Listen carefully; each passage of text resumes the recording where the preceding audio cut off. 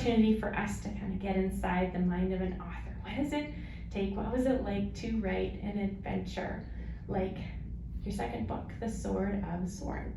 So, Tyler, I've got some questions for you. All right. Let's see. Well, first of all, you probably already know this, but let's just make sure we know what we're talking about tonight. What is the book, The Sword of Sorenth, about? So The Sword of Sorenth is the second book in the Jewels of Fate series. I just want to say before we get started, thank you to everyone who's in this room for all your support. There is no book without readers, and I really appreciate not only anyone who read the book, but all of the comments, kind words, retweets, likes, shares, all of the help I've gotten. You are the reason this book launch exists, because there's no way I could have done this all on my own. The Sword of Sorenth is the second book where Chuck returns to Acognesia, and this time he realizes that the war that started in Acognesia itself has now moved to his own homeworld, New York City, and the world that we know and we are familiar with. And on the flip side of that, Kayleen, she has a deadline to meet, so she has to figure out how to break this spell by any means possible, and meanwhile Chuck has to separate from her to go back to his homeworld and fight the battle that has started there. Well, so I guess that would depend on the context of the question. If you're asking me who I would want to help me with my homework, I would probably choose Ryan at that moment. But if I'm lost in the woods and I have no clue where I'm going, which is very possible if you know me, I am very directionally challenged, I probably would want Kimmy or Kayleen with me. So kind of what he's referring to is not just personality traits, but they're kind of leaning on their field of magic. For those of you that don't know, you're going to be surprised, because I was surprised. I designed the quiz myself and it still fooled me. I am combat magic, so I am like the main character, Chuck. So how long did it take you to write the book? So the first book took me 5 years. So a really, really long process that was drawn out going in from elementary school into high school, and then finally published when I was in grade 11. And the second book, slightly shorter, 3 years, from grade 12 to now. How in the world did you do that while you were in a pandemic, figuring out university and doing everything online? With great difficulty. After a while, I stopped looking at my screen time on my phone because it would just scare me. It would be like hours upon hours, which is good. It's good to get outside and get some fresh air. So that became really important. I would say I gave about an hour a day while in school, and then in the summer more time because I had more time. And then in high school, it was easier. I graduated in the first 3 months of COVID.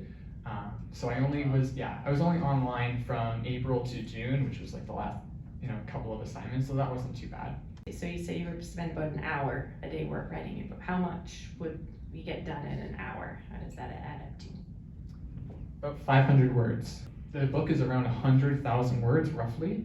So 500 words does add up day after day. So even an hour, that's 5 hours a week, roughly 20 hours a month, just doing a little bit, little by little.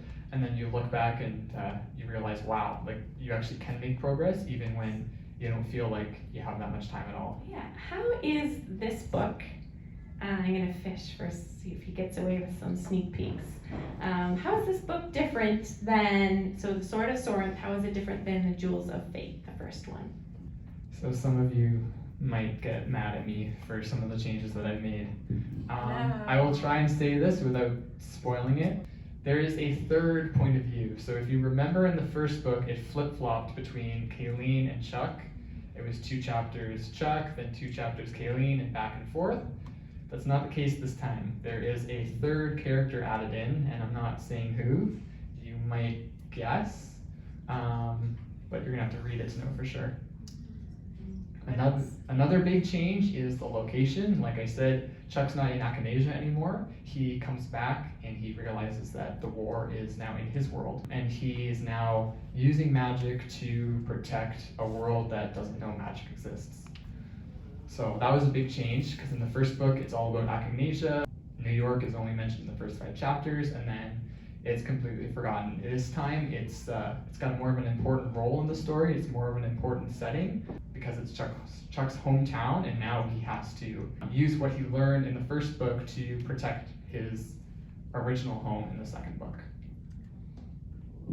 I don't know if that piques your curiosity, but I bought the 99-cent Kindle to go home and read tonight after my daughter's in bed. So if you can't wait for that Amazon order to come in and the book to land on your doorstep, then that's your hint. Go get that 99-cent Kindle today and start that story. I read the first few chapters, and it doesn't take long to get that story kick-started, so it's a fun adventure.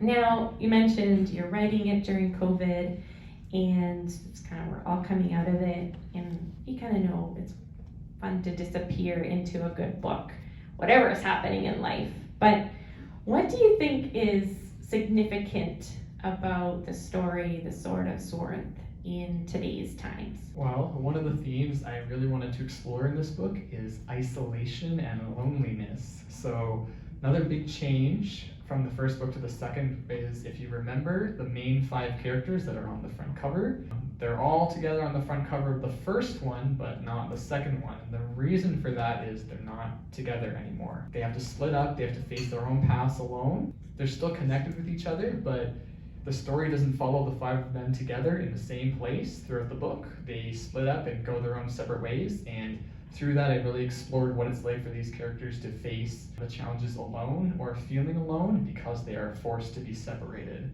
And I think at some point or another in the last couple of years, we have all felt the effects of that, as COVID has forced us to stay in our own homes and maybe not see our friends as much or our family as much. Wow, that takes on a whole new level of reading the book and kind of seeing yourself mirrored in that.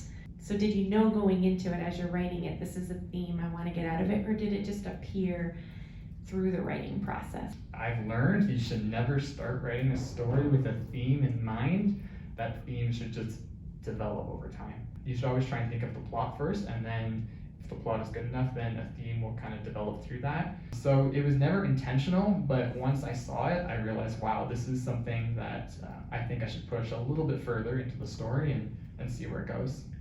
Awesome. So now that you're finished the book, you're gonna, I don't know if you've seen, but on his website, he has a whole list of appearances. He's been appearing everywhere. He's kind of like, where's Waldo in the book world? If you haven't seen him, or, cheer him on, share it. But what else do you have in the works? Are you working on anything else? I write my books one at a time, so I do not have a third one plotted yet or outlined or any of that. I have some ideas in my head with a general sense of where the story is going. Other than that, it takes time. Like I said this about the second book when I finished the first, and the second book entirely changed over the course of 3 years. So I don't want to say what the third book will be about, because guaranteed it's going to change. But beyond that, I've thought of doing a standalone novel for one of the main 5. I'm not saying who, you might be able to guess, but there's one character in the Jewels of Fate series that really excites me that I think would be interesting to see how that character is in their own book. And no hints, huh? No hints. Hey, anything else? Any projects? Secret projects you can't tell us about? Nothing definite, or nothing that I'm allowed to say right now. So, and I'm curious, are there any books that you've read definitely more than once, 2, 3 more times? Which ones are you a fan of? Aside from my own books, which I've read at least 6 times during the editing process, that I never plan on reading cover to cover again. When I was younger, I read the Harry Potter series numerous times, and if you know me, you know how much I loved Harry Potter growing up. And Percy Jackson too, that was another big series in my life. Going way back to when I was little, there were a couple of books that I actually read so much it annoyed my parents. I read The Beast Who Couldn't Say Boo about every night before I went to bed. Or actually, since I was 4, I made my parents read it to me, so they read it, probably hundreds of times. Another one is The Polite Elephant, if you're familiar with that one. So it's Richard Scarry, which came out when my dad was a kid. What is your favorite? I know you're not planning to read it cover to cover again, but you must remember, which were your favorite parts to write? What do you like best about your book and the adventure there? I like the funny characters. Those are my favorites. And I liked kind of inserting myself into the story a little bit. So one of the characters, Dakwa, he loves food. I love food. So yeah, I had to write a character like that. And if you ask my parents, they get annoyed when I keep asking what's for dinner. I wanted to create a character like that as my own kind of funny way of inserting myself into the story a little bit. Other than that, I think I like how different the characters are, especially the main five. So if you've taken the quiz and you've kind of read a little bit about what each field of magic is and a little bit more about who each character is, they're all so different from each other. And then the challenge became taking these characters and how do I get them to get along, first of all, and then work together to save this magical kingdom. So that was both a challenge and something I really enjoyed in both books. And the diversity of all the characters and all the creatures too. There's lots of creatures. There's lots of creatures. Can you tell us how to pronounce some of the names of them? Oh, so the big beasts in the book with the really long 5-syllable name, you can pronounce it any way you want, but the correct way is Ogla Turanta, like just as it sounds. So New York was my grad trip in grade 12, and unfortunately COVID canceled that. As for why I chose it, it's been used a lot in other series and books. I'm not denying that. But I think the reason it's used so much is because it's such a cool city. If you can name a book that includes St. Catharines in it, or multiple books that include, I'm not saying St. Catharines isn't cool, I'm just saying New York is cooler than St. Catharines. So there's just so much about New York that I think is appealing to books and movies, and comics even, and literature in general. I wish. I didn't go there because I didn't go there. I had to rely on Google Maps a lot. So I used the function where you take the little guy and then you drop him into the street, and then it like pulls up the street for you. So that was my journey to New York. I didn't write the book and then look at someone I was working with and be like, "You're such a charm." So not to that extreme. I think it did give me a sense of how to work with others, just because I kept putting my head like in a different space every time like I wrote about a different character. So to that extent, a little bit. I will say university was very different from writing a book. First off, I've rarely done a group project in university. I've been there for 2 full years now, and I've done 2 out of the 16 or so classes that I've had so far. So group work is very rare in university because it's such that analytical research, analyzing text and then writing essays and things like that. So the analytical stuff, the left side of the brain, right side of the brain, I kept having to switch back and forth when I was, writing creatively and then working on an essay. But deadlines help me keep on track. So if I could write 5 pages for an essay in a week, then I could write 5 pages for my book in a week. So working with my family is a completely different story because everything was shut down. So my family was stuck at home with me. Occasionally butt heads. Just occasionally though. Occasionally. And speaking to the kids and the teenagers here, if I can do this, so can you. Yeah, it's hard. Yeah, it takes a little bit of effort, but it's, for one, it's worth it, and number 2, it's very possible, and there are people who want to support you, and like I said before, I'm very grateful that there are so many of you who came out to this launch party and have bought the book and left reviews and all the positive comments and retweets and all of that. It's how people build up their career. You can be self-published. You can call yourself a self-published author, but there really is nothing self about it. Like, you cannot do it on your own. It really is a group effort in some capacity. Yeah, it's never too late, and it's not impossible at all.